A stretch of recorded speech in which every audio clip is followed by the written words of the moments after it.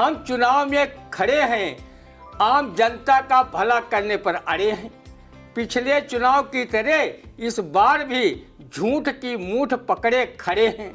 जीत गए तो लोग तन की अंगूठी में हीरे की तरह जड़े हैं, अन्यथा राजनीति के बियाबान में 5 साल तक औंधे मुंह पड़े हैं। एक कोठे से उतरकर दूसरे कोठे पर चढ़ते हुए नेताजी ने कहा, ये दल बदल नहीं है।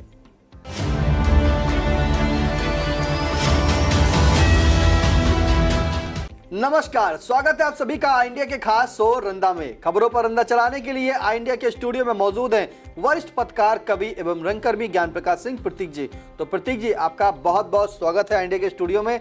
आज पहली खबर से शुरुआत करते हैं, जहां नैमिषारण्य में आयोजित सपा के 2 दिवसीय प्रशिक्षण शिविर में पहुंचे राष्ट्रीय महासचिव शिवपाल यादव ने कहा, भाजपा असुरों की पार्टी, सपा करेगी इसका नाश। जवाब में भाजपा के प्रदेश अध्यक्ष भूपेंद्र चौधरी ने कहा, असुरों के संरक्षक से प्रमाण पत्र की जरूरत नहीं।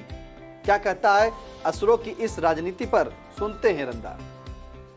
शिवपाल जी, रंदा की नेक सलाह है कि वो नैमिषारण्य के बजाय मिश्रिक दधिच कुंड के पास आकर अपने शरीर पर नमक डलवाकर गायों से चटवाएं।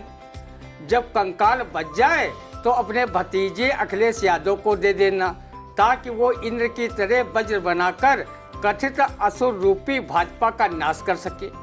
शिवपाल जी, जब आपके भतीजे ने सपा से बेइज्जत कर निकाला था, तब आपके कथनानुसार असुर भाजपा की सरकार ने अंदर खाने साथ दिया था। पूर्व मुख्यमंत्री मायावती वाला बंगला आपको अलॉट कर दिया था, जिसका आनंद फ्राई आप आज तक कर रहे हैं। आप कभी मुख्यमंत्री तो रहे नहीं, फिर भी पूर्व मुख्यमंत्री वाला बंगला आपको भाजपा सरकार ने अलॉट कर उसकी चर्चा कर रही है। शिवपाल जी, जिन्हें आप असुरों की पार्टी कह रहे हैं, उसी पार्टी की केंद्र व राज्य में सरकार है। रिवर गोमती फ्रंट घोटाले में आप बच रहे हैं और अभियंता अधिकारी नापे जा रहे हैं। जब भाजपा असुरों की पार्टी है तो आपके बड़े भाई व नेताजी के नाम से विख्यात रहे पूर्व मुख्यमंत्री मुलायम सिंह यादव ने संसद में प्रधानमंत्री को दोबारा सदन में चुनकर आने का आशीर्वाद क्यों दिया था? सपा और भाजपा का चाल चरित्र चिंतन एक जैसा है, केवल उसके झंडे पंडे अलग हैं। ये दोनों पार्टियां हिंदू मुस्लिम का राग अलाप कर एक दूसरे को फायदा पहुंचाने का कार्य करती हैं। शिवपाल जी, आज भी अपर्णा यादव नामक बहू आपके कथनानुसार असुर पार्टी भाजपा में बनी हुई है। शिवपाल जी, जब नेताजी मुख्यमंत्री थे, उन्होंने अयोध्या में निहत्थे कार सेवकों पर गोलियां चलवाई थी, तो यह काम क्या असुरों वाला था या देवताओं वाला था? रंदा जनहित में जानना चाहता है।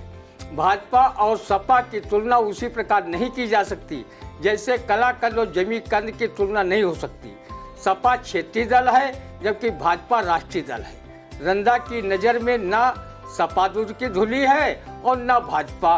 दोनों दलों में अन्य दलों की अपेक्षा सबसे ज़्यादा माफिया हैं। भाजपा में एक से बढ़कर एक माफिया मौजूद हैं, जो कानून व्यवस्था को एक तरफ ठेंगा दिखा रहे हैं तो दूसरी तरफ सरकार में बैठे लोग रंदा जैसी जनता को राम राज्य का सपना दिखा रहे हैं। इस राम राज्य में पुलिस अभिरक्षा तथा अदालतों में भी हत्याएं हो रही हैं, फिर भी कानून व्यवस्था अच्छी होने का ढिंढोरा पीटा जा रहा है। इसलिए शिवपाल जी, न आपकी पार्टी सुरों की पार्टी है, न भाजपा सुरों असुरों की पार्टी है। सबके अपने अपने स्वार्थ हैं। उस स्वार्थ की पूर्ति के लिए नेता न जाने क्या क्या बकवास करते रहते हैं। रंदा आपके उक्त बयान को भी बकवास से ज़्यादा कुछ नहीं मानता। सभी पार्टियों का मतलब है जनता को बरगलाकर सत्ता की कुर्सी तक पहुंचना। अगर प्रदेश की जनता आपकी पार्टी सपा को सुरों की पार्टी मानती तो 2017 तथा 2022 के विधानसभा चुनाव में हार का स्वाद क्यों चखाती? और जिसे आप असुरों की पार्टी बता रहे हैं, उस पार्टी की जय जयकार करते हुए मतदाता उत्तर प्रदेश की सत्ता क्यों सौंपते? इसी से आपको जान लेना चाहिए कि जनता की नज़र में कौन सुर है और कौन असुर। बिल्कुल, सीतापुर के नैमिषारण्य में चल रहे 2 दिवसीय प्रशिक्षण शिविर के दौरान वहां पहुंचे सपा के राष्ट्रीय महासचिव शिवपाल यादव ने एक बयान जारी कर दिया। उस बयान से राजनीति में बड़ा हलचल मच गया। यह बयान था कि भाजपा को शिवपाल यादव ने असुर कह डाला, यानी कि असुर वाली पार्टी। तो रंदा ने कहना है कि जो सपा की पार्टी है उसमें सुरों की पार्टी नहीं है। अगर सुर होते तो 2017 और 2022 के विधानसभा चुनाव में उन्हें हार का स्वाद नहीं चखना होता।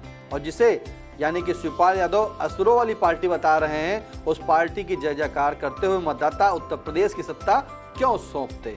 तो ये जान लेना चाहिए कि जनता की नज़र में कौन सुर है और कौन असुर।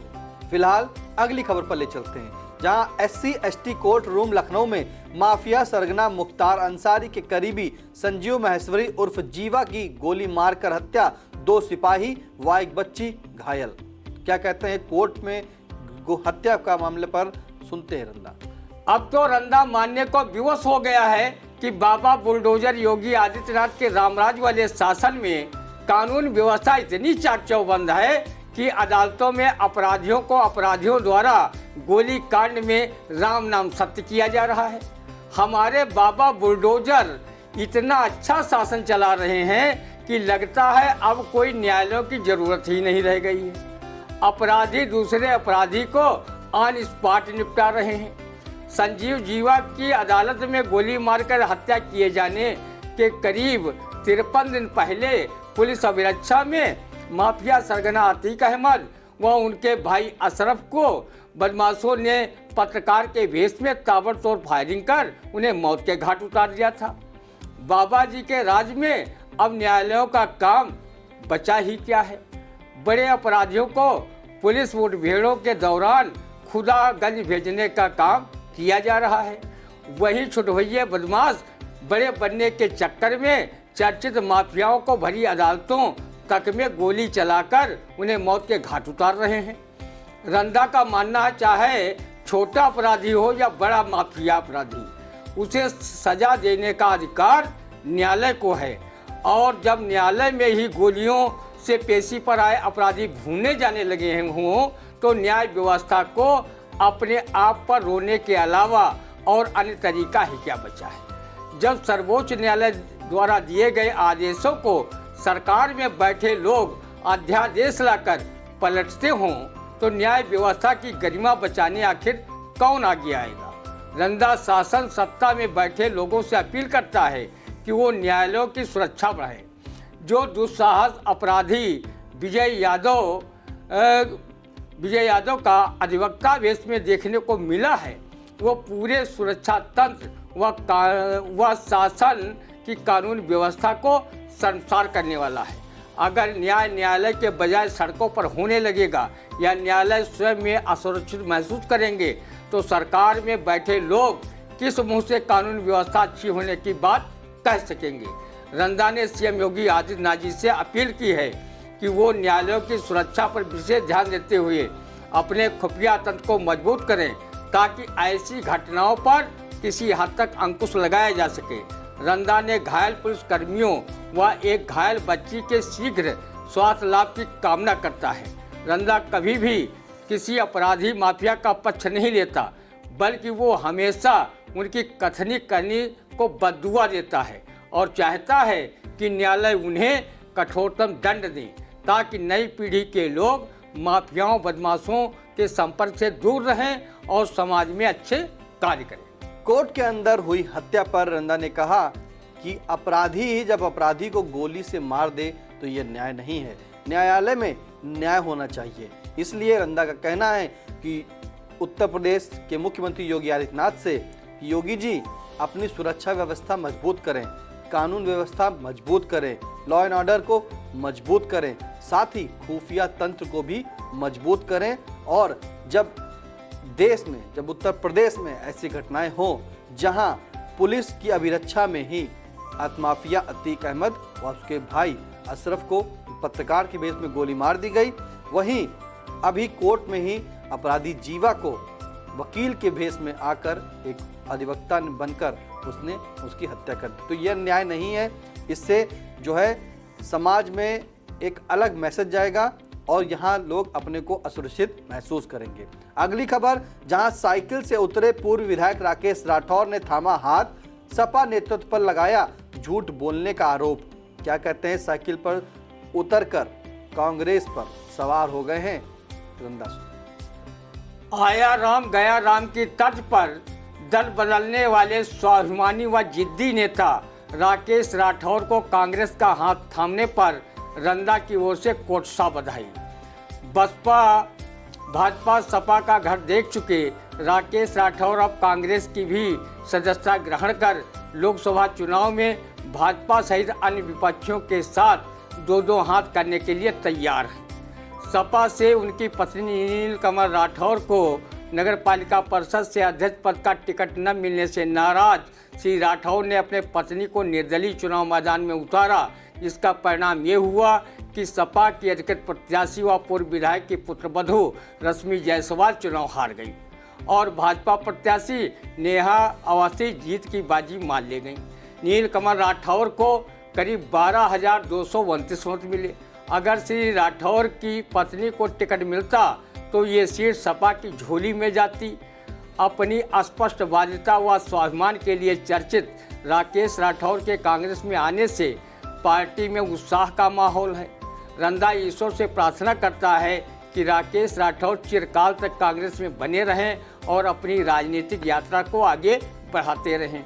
रंदा उन नेताओं पर भरोसा थोड़ा कम करता है जो आज इस घर में है कल उस घर में है। ऐसे दुल्हन का कोई भरोसा नहीं कि तर्ज पर अपना दल बदल कर राजनीतिक स्वार्थ सिद्ध करते रहते हैं। ऐसे नेताओं के बारे में व्यंग्यकार अवनीश मिश्र ने भी कहा है। एक कोठे से उतरकर दूसरे कोठे पर चढ़ते हुए नेताजी ने कहा, ये दल बदल नहीं है। जब हम पार्टी रूपी नर्तकी को मतदाताओं के भय से पलट देते हैं तो नर्तकी कीर्तन हो जाती है जो हमें पुनः पवित्र बनाती है। रंदा ने जब से अवनीश मिश्र की ये कविता पढ़ी है तब से वो नेताओं की चाय पानी पीने से भी परहेज करने लगा है। मकान नंबर 7 पर लिखा था नेताओं का प्रवेश वर्जित क्योंकि उनका धन हमसे भी अधिक गलत तरीके से अर्जित। रंदा का मानना है कि नेता अपने आप को हमेशा लोकतंत्र की लहलहाती फसल मानता है और जनता को खेत खाद और पतवार मानता है। व्यंग्यकार अवनीश मिश्र ने अपनी कविता जनता खाद और पतवार में भी कहा है, हम चुनाव में खड़े हैं आम जनता का भला करने पर अड़े हैं।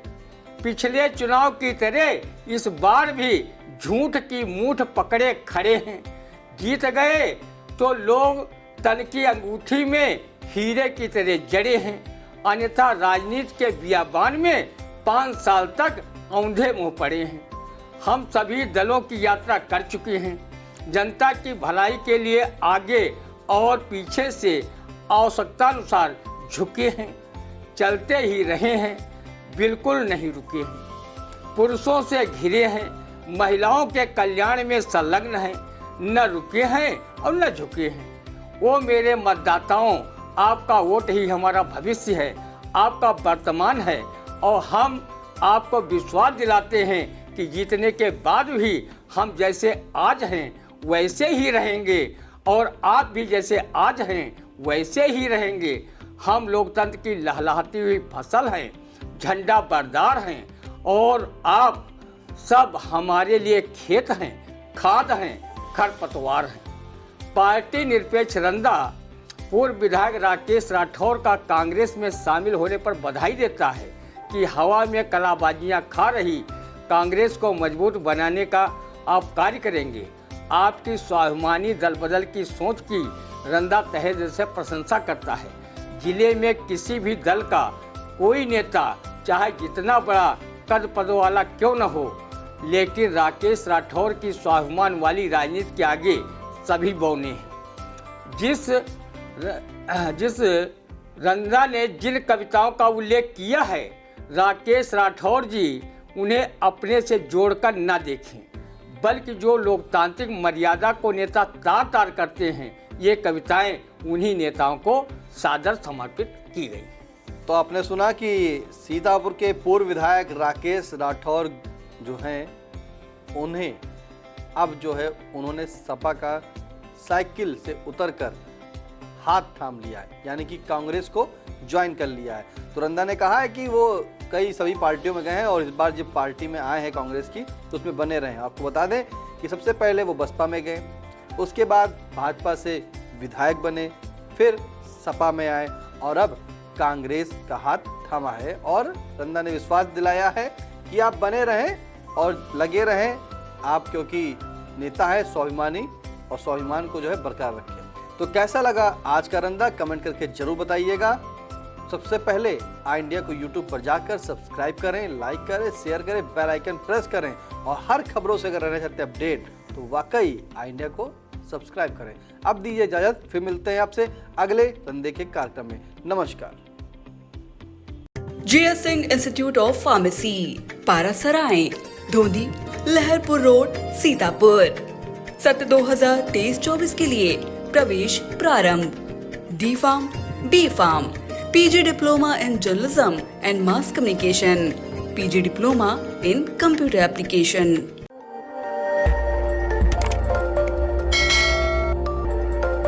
खबर आपकी, नजर हमारी। देखते रहिए आई इंडिया।